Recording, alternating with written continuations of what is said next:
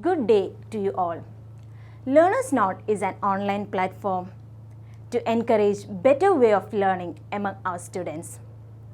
My name is Shaino Mary Jacob, your chemistry teacher. Today let's discuss the topic metals and non-metals. So from the term metals and non-metals itself, it's very clear and it's a very common topic you know. So these are the metals that you see in your day-to-day life. We use different kinds of metals in our day-to-day life. These are copper, iron, gold, silver. All these metals are very familiar to you all. So today, firstly, we are going to discuss what are the physical properties of a metal. Physical property is the easiest method used to distinguish metals and non-metals. So the first physical property given here is the lustrous property of metal. What do you mean by lustrous? How do silver and gold look like? Is it dull in appearance? No, it is very shiny in appearance. So lustrous means the shining appearance of a metal is termed as lustrous. So it is a first property of metal, that is metals are lustrous in nature. The second property of metal is malleability. We have seen different kinds of metals that is beaten into very thin sheets. The very common example for malleable metal is aluminium. We use aluminium foil in our day-to-day life to wrap different objects. So aluminium, we know aluminium is a metal. So aluminium is beaten into very thin sheets and we use it in our day-to-day life. So we can tell that most of the metals can be beaten into thin sheets. So such property of metal is known as malleability. So the second property of metal is malleability. And the third property of metal is ductility. We have seen copper wire, right? This is the copper metal we usually get from our environment. So this copper metal is beaten and is made into very thin wires. So materials or the metals that can be made or drawn into very thin wires is known as ductility. So the third property of metal is metals are ductile in nature. And the fourth property of metal is sonorous. So what is a figure? It's a figure of a bell. So for what bells are used? To produce sounds. So usually metals are beaten to a hard substance and we obtain a large sound. So the sound of a metal, when a metal is strike on another metal, we usually get a very large sound. So such property of metal is known as sonorous.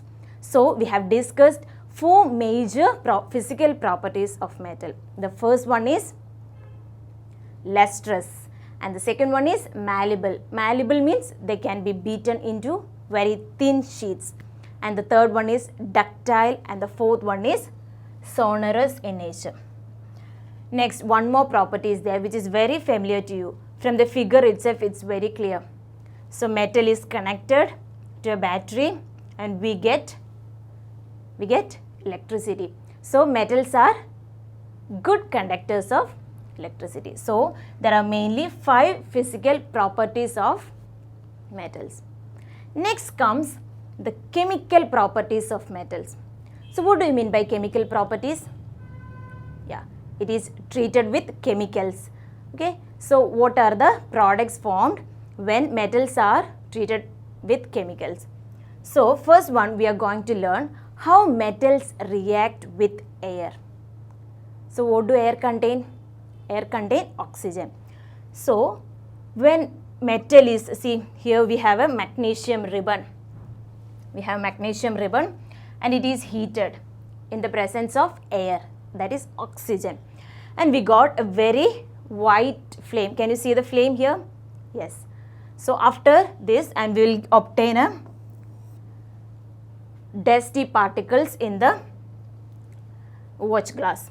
Similarly, metals produce different colors. So there is a reaction given in your textbook, that is metals when treated with oxygen will get metal oxide, which is very important. Metals when treated with oxygen will get metal oxide. So here are some examples given, which what is the metal? That is copper. Copper when treated with oxygen will get copper oxide. The formula of copper oxide is CuO. Similarly, another metal is given here, that is aluminium. Aluminium when treated with oxygen will get aluminium oxide. So this is aluminium oxide. Similarly, most of the metals when treated with oxygen will get metal oxide. Now let's see the reaction of metals with water. So this is an experimental method given here. So here we have a metal, and here we have taken a glass wool soaked in water. So what happens when we burn? This major thing is we'll get hydrogen gas. So we can tell that metals when treated with water, metal oxide and hydrogen gas is obtained. So what is the formula of hydrogen? H2.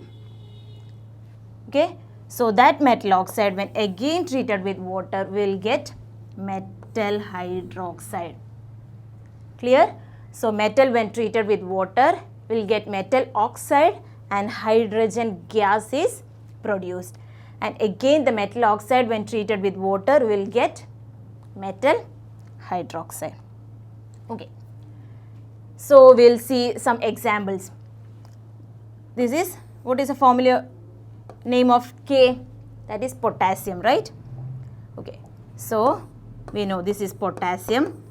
Potassium when treated with water we got potassium hydroxide and hydrogen gas. Similarly, sodium when treated with water we got sodium hydroxide and water. Similarly, most of the metals when treated with water will get metal and its hydroxide. So we can tell like sodium and potassium are the most reactive metals. Next is the reaction of metals with acid. So here I will show you one example. So see, we have taken a magnesium strip and we have poured some dilute acid into it. So what is obtained? See the bubbles? Yeah, bubbles of gas are rising from it. So we can tell that there is the presence of hydrogen gas in it. So you have to learn like acid when treated with dilute acid we will get a salt and hydrogen gas. So let me ask you one thing. Do all metals react with acid? We know silver, gold. Do they react with acid? No. So all metals do not react with acid, but most of the metals react with acid. See here, magnesium react with acid and iron. So which is more reactive here? Magnesium is more reactive, right? Sodium is much more reactive because when it is put into acid, it burns. So after that, iron, then lead. When it comes to copper, there is no much reaction in it. Okay. So that's all about the reaction of acid.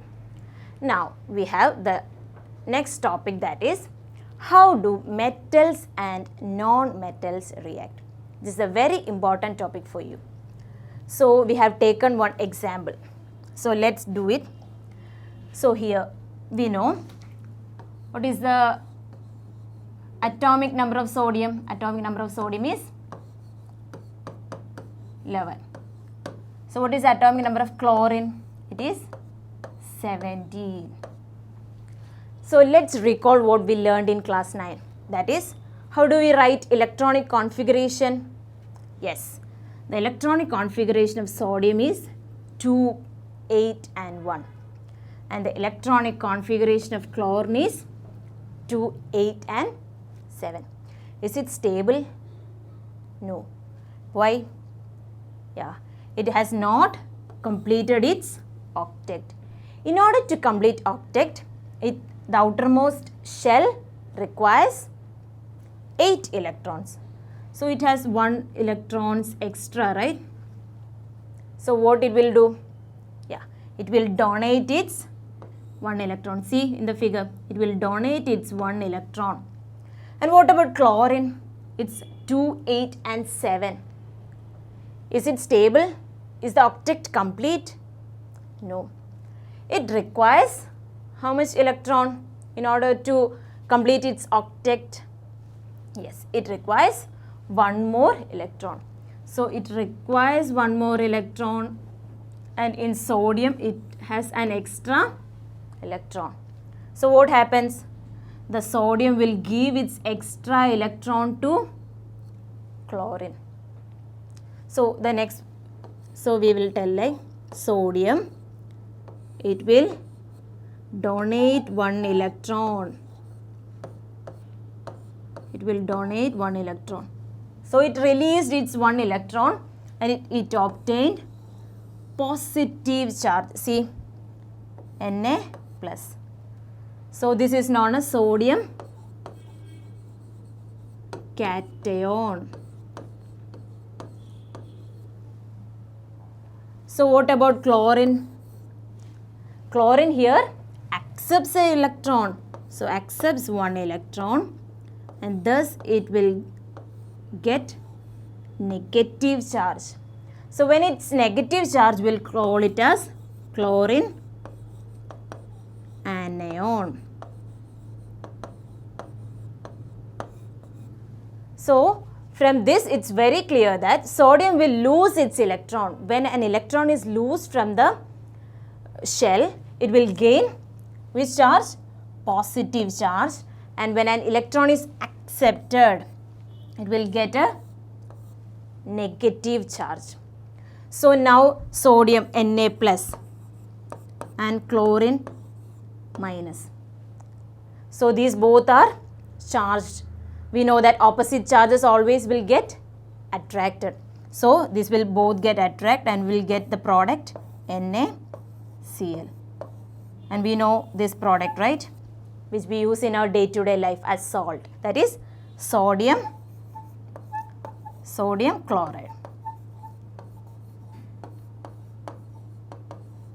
And this is how usually metals and non-metals react. Here sodium is a metal and chlorine is a non-metal. So hope you understood these terms and the concept. So we have some follow-up activities. So what we learned today? What are the physical properties of metals? Yes, it was sonorous, lustrous, malleable, ductile, and the final one was will conduct electricity. Yes. Does all metals react with water? Give reason with example. Do all metals react with water? No. Which all metals do not react with water? Yes, gold, silver, they do not react with the water. Okay. So the next question is the valency of sodium. What is the valency of sodium? Its electronic configuration is 281. So the valency is 1. What about the valency of chlorine? It is 287. So it requires 1 more electron. So the valence is 1. So hope you understood the topic. So that's all for today. Thank you. Hope you thoroughly understood today's topic. Learners not believe in content learning by learn by doing method. For this, kindly visit our website www.learnersnot.com, where you will see a plenty of experiments related to our topic and related to your syllabus. I'm Shaino Mary Jacob, your chemistry teacher, signing off. So let's catch up in our interactive online learning platform. Thank you.